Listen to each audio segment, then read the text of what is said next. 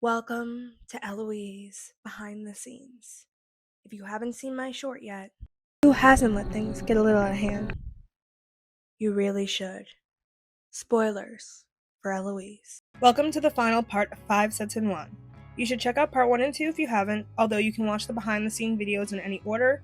Today we'll be making the dining room and the background I used to composite the house and barn on. Let's start with the dining room. Since I have the base of the dining room done, the first step is working on the sewing machine prop. I based the design off a Singer sewing machine. I actually saw one in a flea market and took some photos, which was great for reference. I started with pressing out a block of clay into a flat rectangle. I use a ruler to cut the base of the sewing machine into shape. I shape it a bit more into a circular shape and I cut off the excess again. I use the clay tools to pinch the front of the sewing machine and I create little indents using wooden clay tools. I trim off some excess. Now I start adding some details, adding a rectangular strip near the end of the sewing machine and making it look like there are little screws and little indents I created. I add a little cat figure in the middle of it, and I add these little swirly details on the side of the sewing machine. Now I build up the top of the sewing machine, rolling a mound of clay into a cylinder and embedding a support wire inside it. I smooth out the piece with a wooden clay tool, then continue to build up the sewing machine top. I add a flat worm-looking piece around the sewing machine's head. I add some more details, including a little piece of wire as the sewing needle. Off camera, I make some yarn spindles. I bake it and now it's time to paint. I cover most of the sewing machine with black paint and detail pieces with brass and copper. I also create little designs on the side of the sewing machine. I glue the sewing machine pieces together. Now it's time to work on the table and little dresser/cabinet, which will be reused in the bedroom.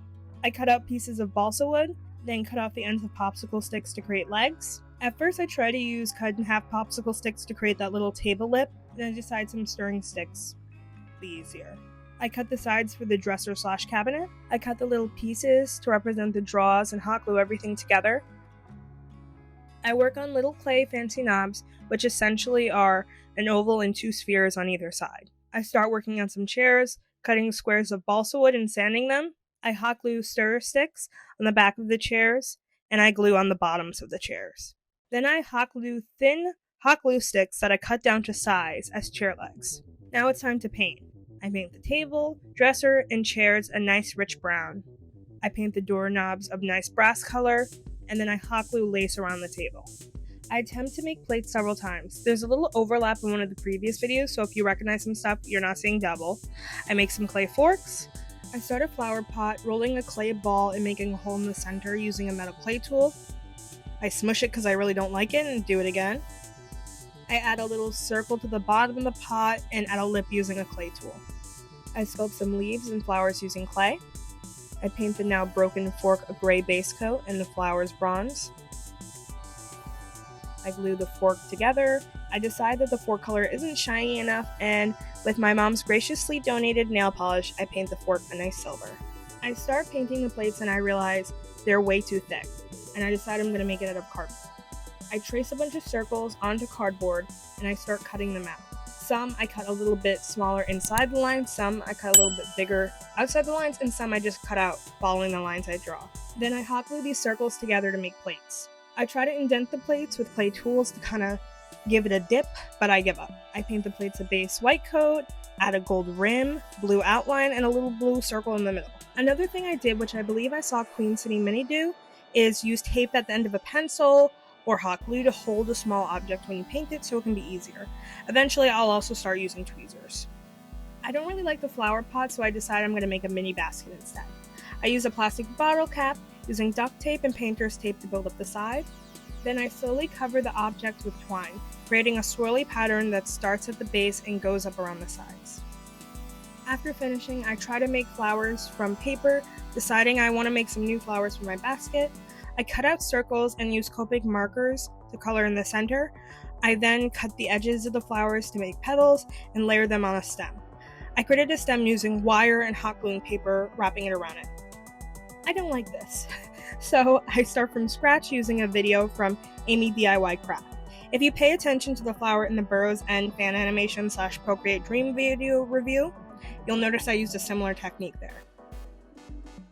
I start with roughly coloring a strip of paper. I could have used colored paper, but I was too lazy to go downstairs to the basement, so I cut little lines in the paper, then I roll it up using tweezers to create the inside of a flower. I cut flower petals out, then I color them with the same color. I hot glue the petals on and curl them back using tweezers, and I pinch some of the petals to create more of a petal. I roll up a strip of paper height-wise, cut out some excess, and create a leaf on the top, coloring it green. I hot glue the flower in, and I create some more leaves, and I hot glue them around it too. I repeat the previous step to make another flower. I take a break and paint the plates with a clear coat of nail polish that I also borrowed from my mom, and then I make some more flowers. Now with that, it's time to work on the background I used to composite the house and barn on fire, as well as some props I used on the outside set as well. Let's start by making the dirt for the crops. In a video I referenced but can't remember, I learned that if you remove the top layer of a cardboard, it kind of looks like farming plots. Next I'll start by making some corn stalks using Beyond 1031's video. Although I have to size it down a lot, and instead of PVA pipes, I use wire. The first step is cutting lengths of wire, which I'll cut even smaller later. I color tissue paper brown and roll it up around that wire, holding it in place with hot glue. I glue twine around the tissue paper, frizzing it up off camera. I also wrap a longer piece of wire with masking tape and use that to connect the tissue paper wire bits to it. I repeat these steps several more times. I make a little clay corn cob with the help of Tiny Clay Charm and Sugar Charm Shops videos. I start by rolling up a little bean shape in clay and sculpting the little corn pieces with clay tools. I've made a bunch of corn. I'm making some more with a little harder clay, but it seems like, well, it's a spatula clay that's kind of gotten old, but it seems like it's gonna work out. So I'm getting it's gonna be a slightly oranger, I guess, corn. And I think I might make a lot more of this. I feel like it might be cool to have a lot more in this field, but yeah, let me keep going. I bake a massive amount of clay. I also dirty up the corn with what turns out to be a way too opaque black wash that I'll have to wipe off.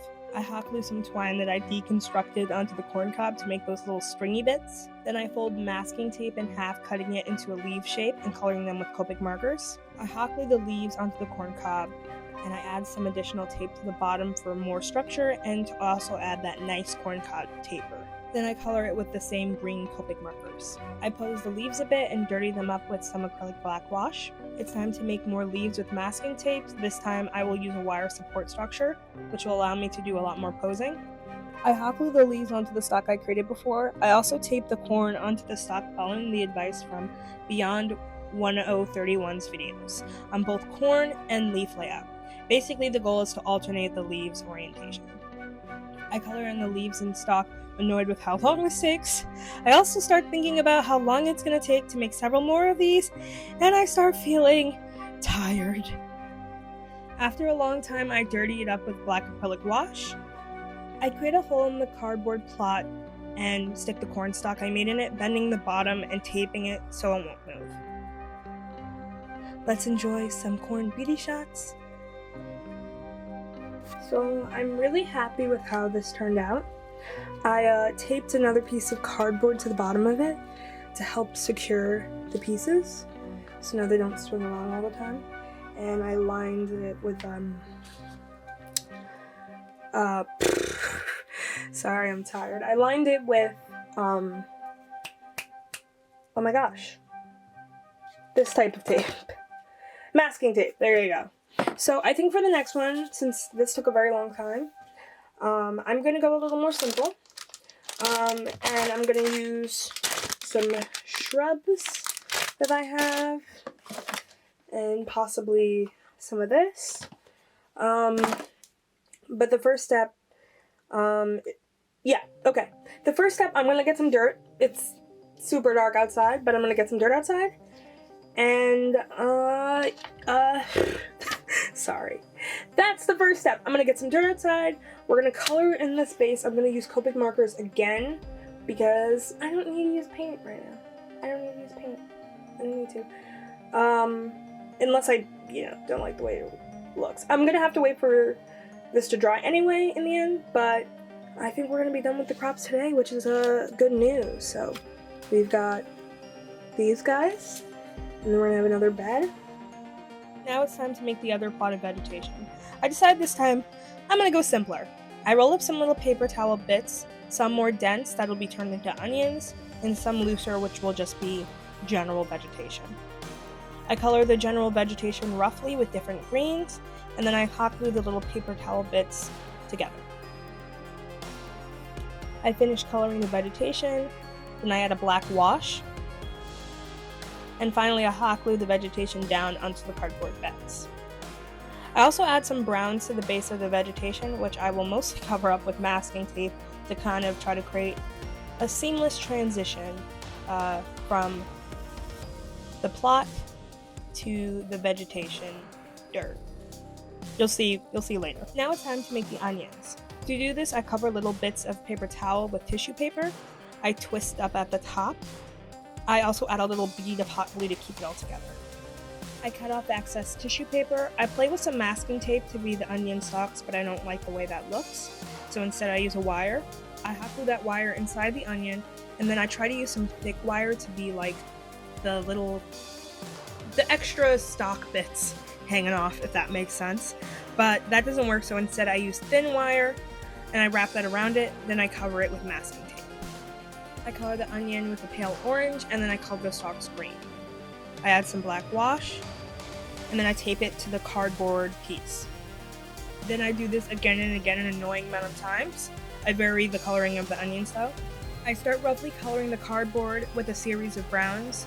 I decide I'm going to tape both of the plots to another piece of cardboard, then color it in. Time to make the dirt mixture. I combine dirt, matte Mod Podge, and paint.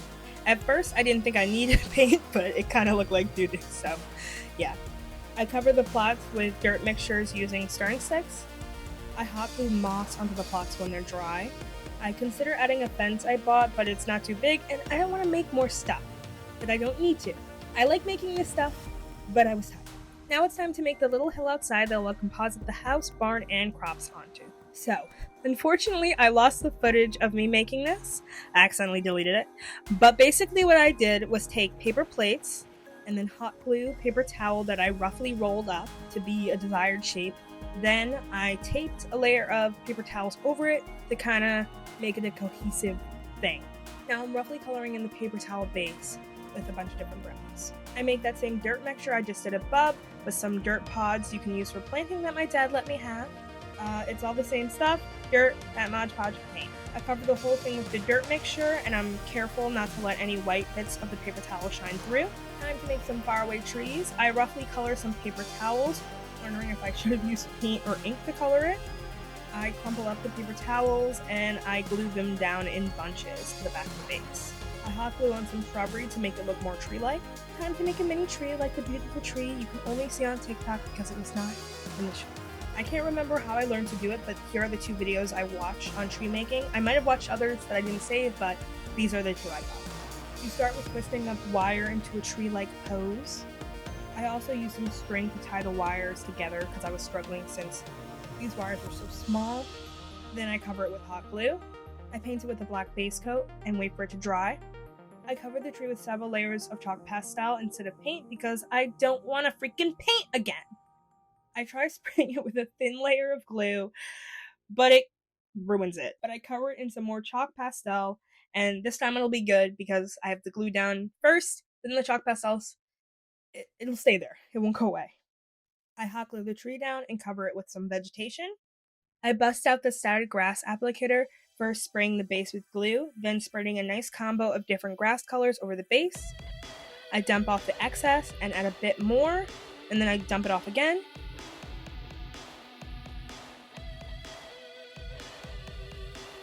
And now, it's time for the final reveal.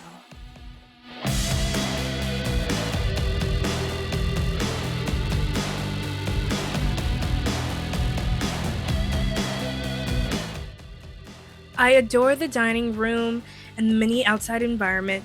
The Singer sewing machine looks fantastic. I love the little spools of string and the buttons. I love the foliage on the outside mini environment and the little tree. Everything turned out amazing. If you guys enjoyed coming along this journey with me, I encourage you to like, subscribe, and hit the bell. And if you want to show more support, consider joining my Patreon, where you'll get access to high-resolution PNGs of behind-the-scene art, time-lapses, PSD files, and Procreate files, and your name at the end of the video. Speaking of which, thank you to my salty and spectral patron. You help keep my mausoleum nice and tidy, and my bowls filled with chips. Bye, guys!